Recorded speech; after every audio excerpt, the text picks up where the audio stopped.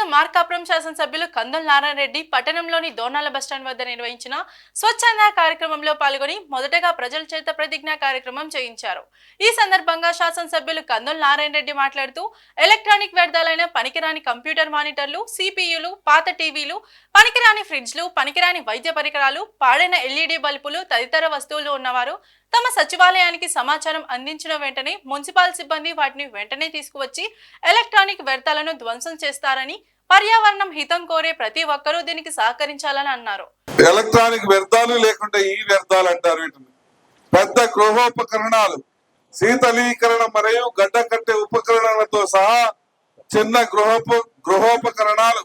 మానిటర్లతో సహా ఐటీ పరికరాలు, టెలివిజన్లతో సహా కన్స్యూమర్ ఎలక్ట్రానిక్స్, దీపాలు మరియు నైర్లు,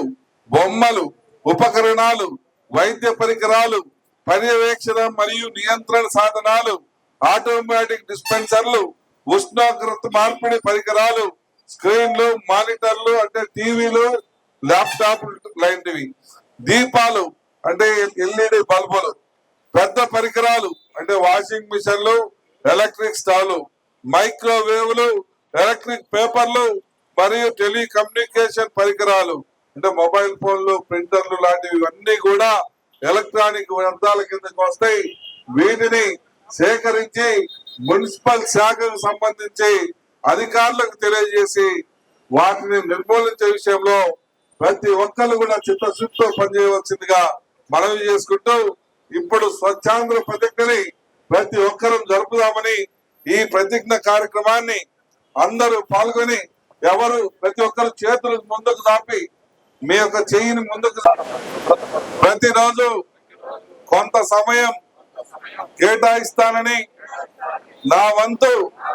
కృషిగా స్వచ్ఛత కార్యక్రమాల కొరకు శ్రమదానం చేసి పరిశుభ్ర ఆంధ్రప్రదేశ్ సాధించే సంకల్పానికి కట్టుబడి ఉంటానని,